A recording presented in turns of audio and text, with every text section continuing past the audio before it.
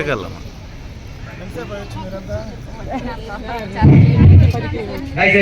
గౌరవనీయులు పెద్దలు మన శాసనసభ్యులు మన అమరన్న గారికి స్వాగతం సుస్వాగతం. అలాగే మండల పార్టీ అధ్యక్షులు నాగరాజరెడ్డి గారిని, మండల మార్కెట్ కమిటీ చైర్మన్ రాజేంద్ర గారిని, కూటమి సభ్యులందరినీ కూడా స్టేజ్ పైకి సాదరంగా ఆహ్వానిస్తున్నాం.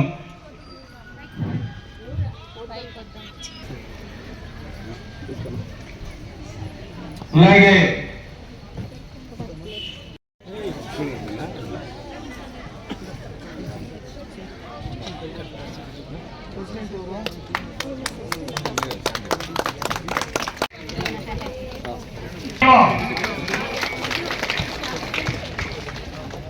అమర్నాథ్ రెడ్డి గారికి, వేదిక మీద ఉన్న ప్రతి ఒక్క పెద్దలకు, వేదిక మీద ఉన్న మహిళా సోదరి మండలందరికీ కూడా, మీడియా వారికి ప్రతి ఒక్కరికి పేరు పేరున నమస్కారాలు తెలియజేసుకుంటూ, కూటమి ప్రభుత్వం ఏర్పాటు చేసినప్పటి నుండి కూడా చెప్పిన మాట ప్రకారం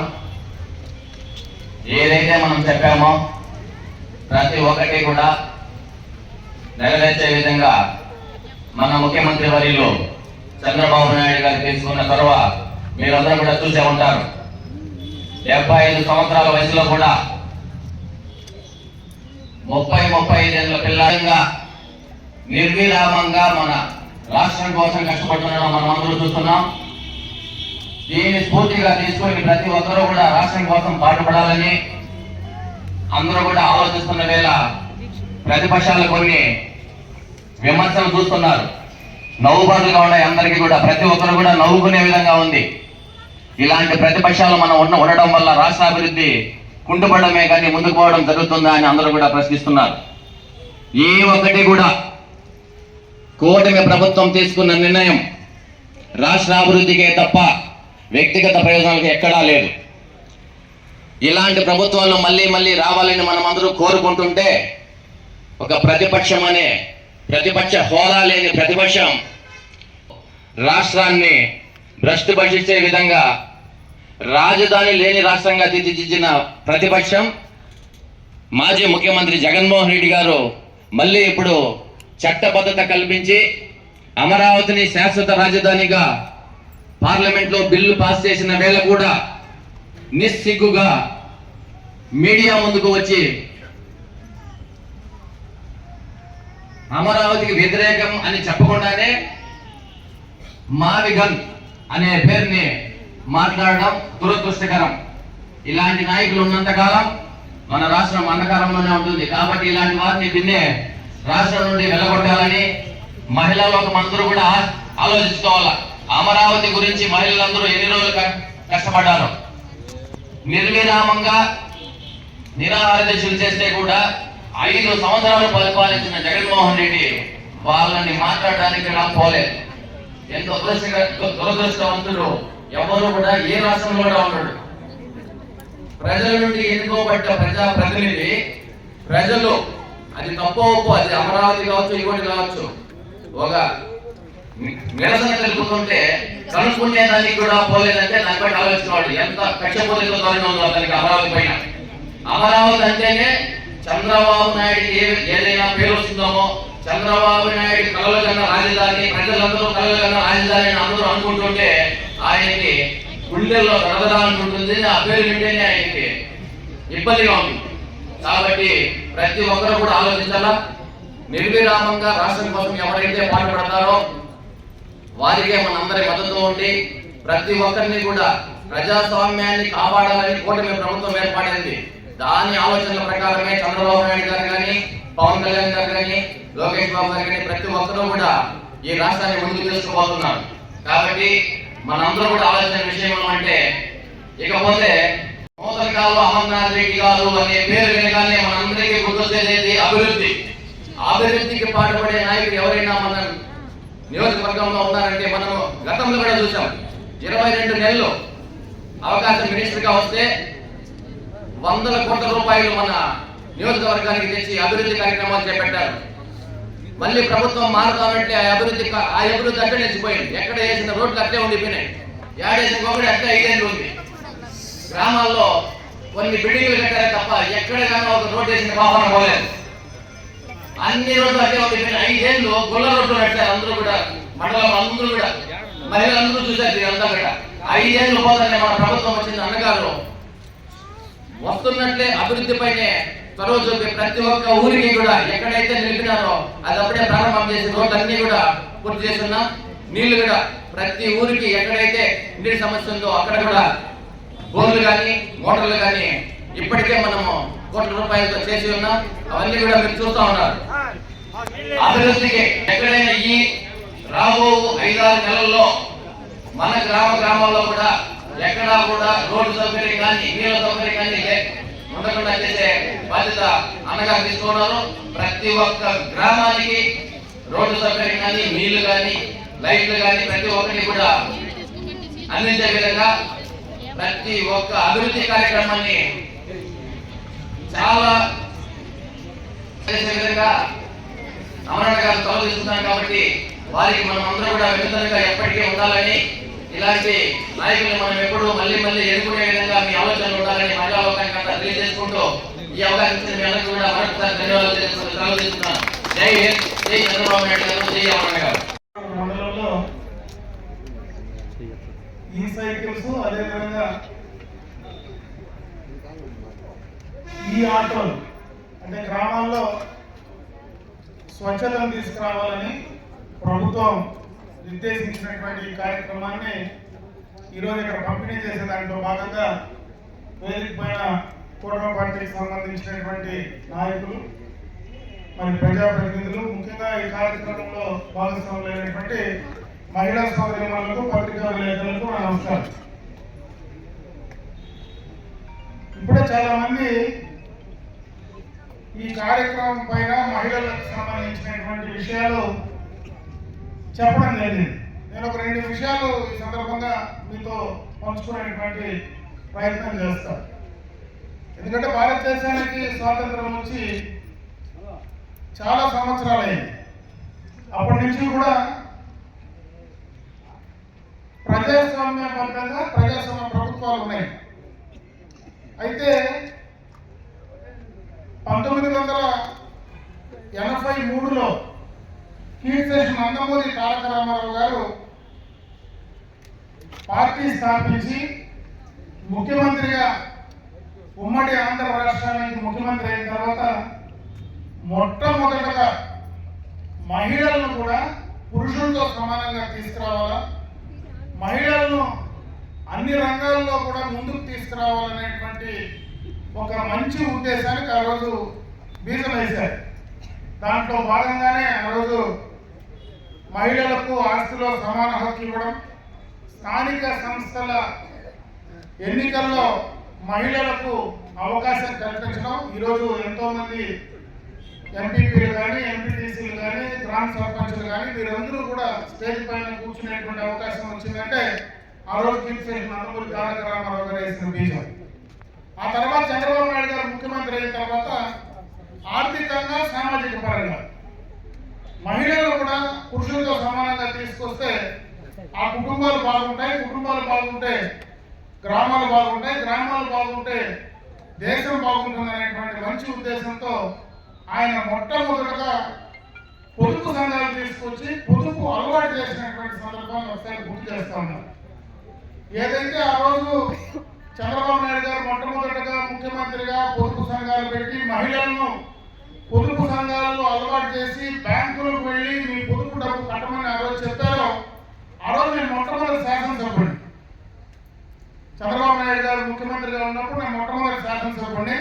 మేము గ్రామాల్లో ఆ రోజు పోయి ఈ పొదుపు సంఘాల గురించి మహిళలను బ్యాంకులకు పోయి మీ పొదుపు కట్టమని మేము మాట్లాడితే ఆ రోజు ప్రతిపక్షంలో ఉన్నటువంటి నాయకులు చాలా మంది ఎగతాళిగా కూడా మాట్లాడారు.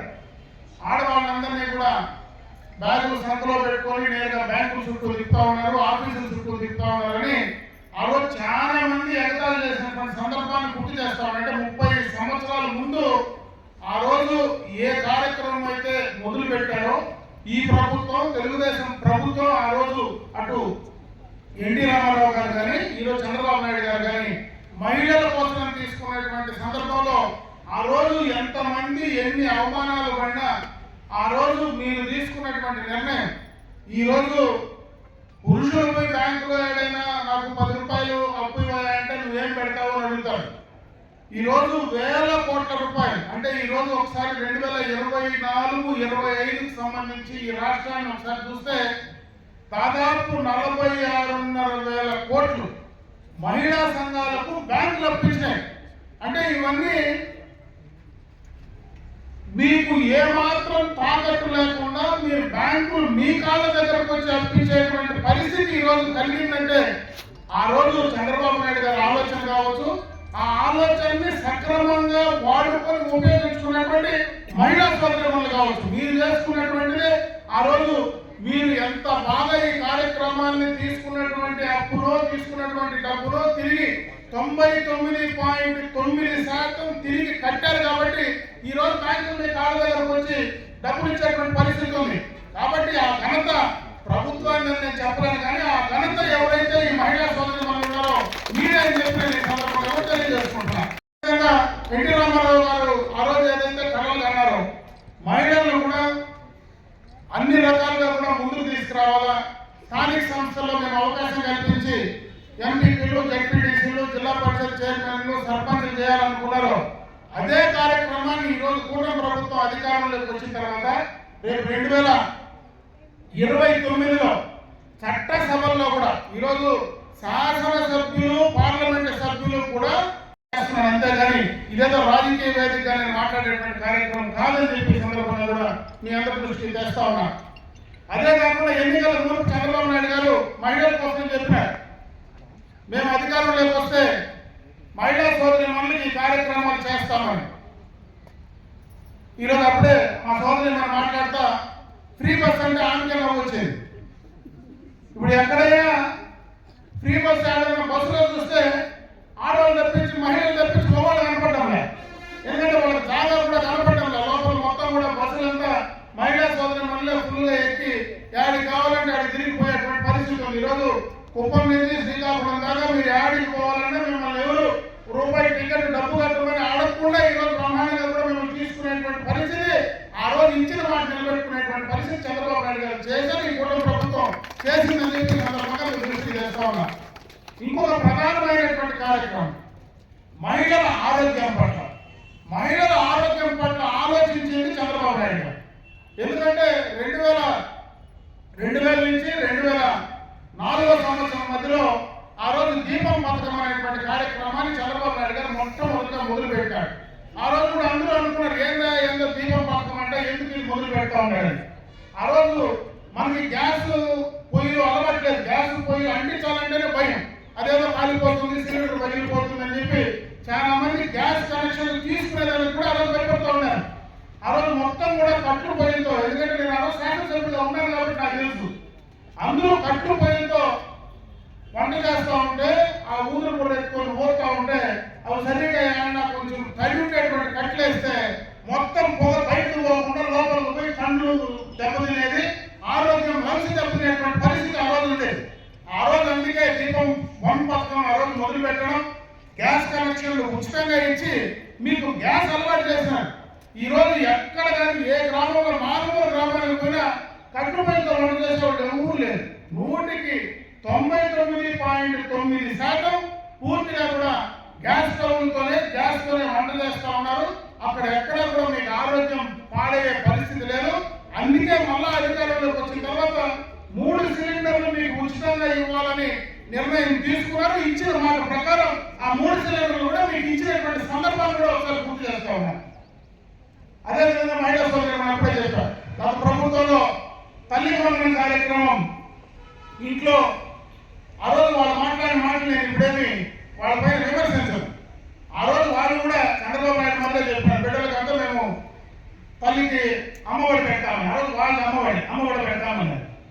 అధికారం వచ్చిన తర్వాత ఇంట్లో ఒకరికే అని చెప్పి ఆ రోజు చెప్పారు. 5 సంవత్సరాలు ఇంట్లో ఒకరికే ఇచ్చినారు.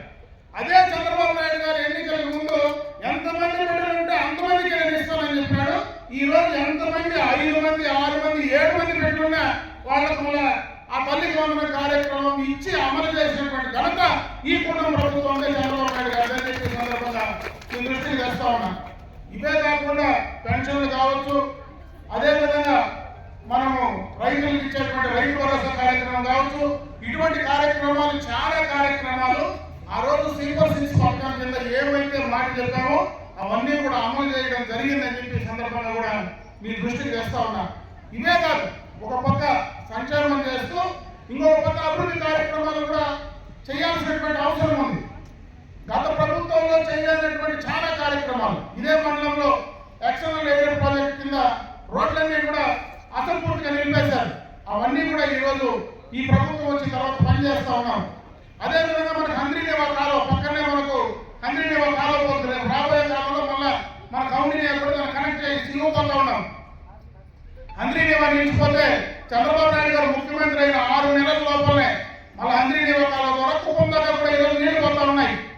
ఇంకొక ప్రధానమైన కార్యక్రమం, ఎందుకంటే మహిళా సోదరిమణులకు ఈరోజు మహిళలకు గ్రామాల్లో త్రాగునీటికి సంబంధించినటువంటి సమస్యలు చాలా ఉన్నాయి. కరువు వస్తే నీళ్లకు ఇబ్బంది పడేటువంటి పరిస్థితి చాలా గ్రామాల్లో ఉన్నాయి. అందుకే దీనికి ఒక ప్రత్యేకమైనటువంటి కార్యాచరణ ఈ ప్రభుత్వం తీసుకున్నది. దాదాపు చిత్తూరు జిల్లాలో ఉండేటువంటి పడమటి గ్రామాలు మొత్తం కూడా ఏదైతే ఈరోజు కంబలపల్లి కానీ, మదనపల్లి కానీ, పుంగనూరు కానీ, పొలమనేరు కానీ, కుప్పం కానీ వీటన్నిటికీ గండికోట రిజర్వాయర్ నుంచి 2700 కోట్ల రూపాయలతో ప్రతి ఇంటికి స్వచ్ఛమైనటువంటి త్రాగునీరు అందించాలనేటువంటి కార్యక్రమాన్ని నిర్ణయం తీసుకున్నది. జీవో కూడా బయటకు వచ్చింది. ఒక 3-4 నెలల్లో టెండర్లు పిలిచి సంవత్సరం 2 ఏళ్ల లోపలనే ప్రతి గ్రామానికి డైరెక్ట్ గానే పైప్ లైన్ ద్వారా ఇచ్చే కార్యక్రమాన్ని కూడా శ్రీకారం చుట్టబోతున్నా. అంటే గ్రామాలకు కావాల్సినటువంటి మౌలికమైనటువంటి సదుపాయాలు, అంటే గ్రామానికి మనం వెళ్ళడానికి రోడ్డు కానీ, కరెంట్ కానీ, చదువుకోవడానికి స్కూళ్ళు కానీ, త్రాగడానికి నీళ్లు కానీ, ఇవన్నీ ప్రాథమికమైనటువంటి అవసరాలు. ఈ ప్రాథమికమైనటువంటి అవసరాలన్నీ కూడా పూర్తి స్థాయిలో కంప్లీట్ చేస్తూ గత ప్రభుత్వం చేసినటువంటి ఆర్థిక విధ్వంసం వల్ల ఏదైతే నష్టం జరిగిందో ఆ నష్టాన్ని పూడ్చుకుంటూ ఈరోజు పోలవరం లాంటి జీవనాడి ఈ యొక్క రాష్ట్రానికి ఏదైతే ఉందో దాన్ని ఏదైతే విస్మరించారో దాన్ని కంప్లీట్ చేసే కార్యక్రమం కానీ ఈ రోజు అమరావతి లాంటి, ఎందుకంటే మన రాష్ట్రానికి రాజధాని లేదు, అప్పుడే మన సోదరులు కూడా మాట్లాడినారు, అంటే దానిపై నేను ఎక్కువ మాట్లాడినా కానీ నిజంగా కనీసం జ్ఞానం ఉండి ఒక మనిషిగా ఆలోచిస్తే ఈ రాష్ట్రానికి రాజధాని లేనటువంటి రాష్ట్రం ఉంది. రాజధాని కోసం ఆ రోజు భూములు తీసుకున్నాం.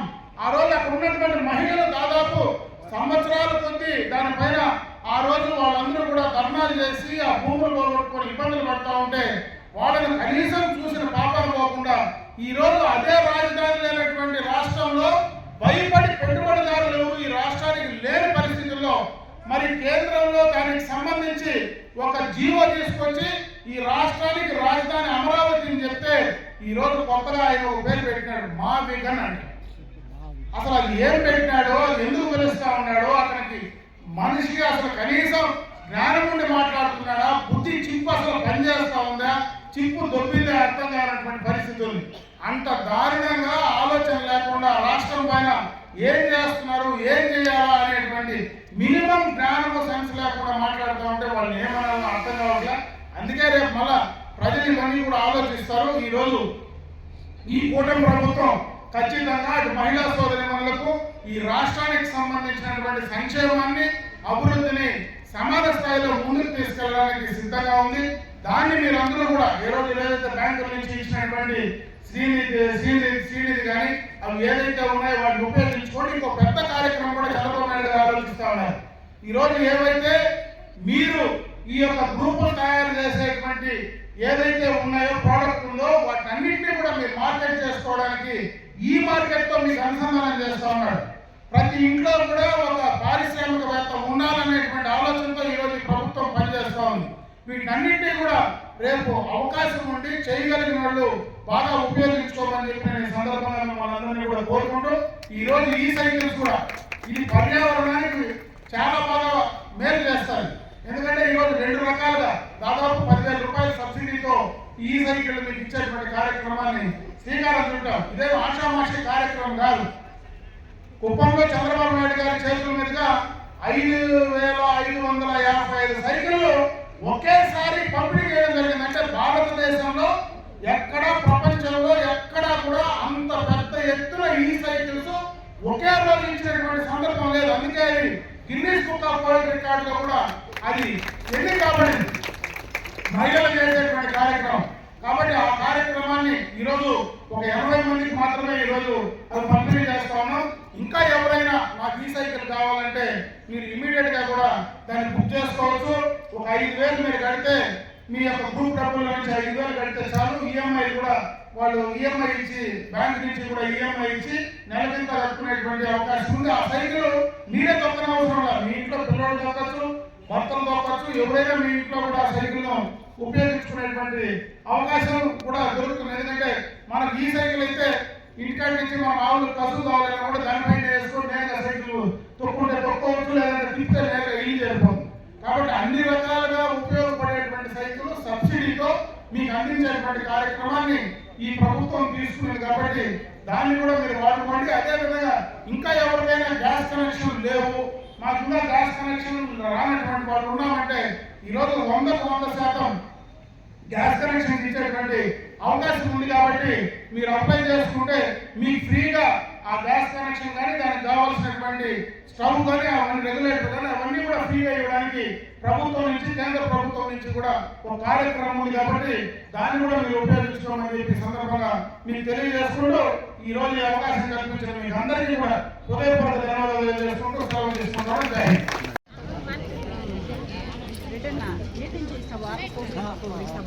లాస్ట్ నుంచి లేకుండా తీసుకోండి.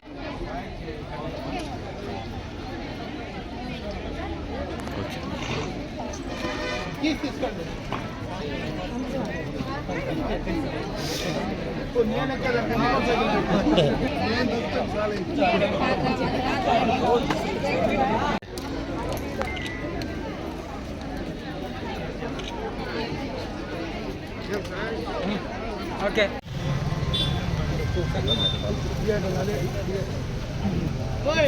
అది ఎవరికి ఇచ్చినారు? అది ఎవరు దాంట్లో బ్యాక్ రండి. మీరు చెప్పిందనా?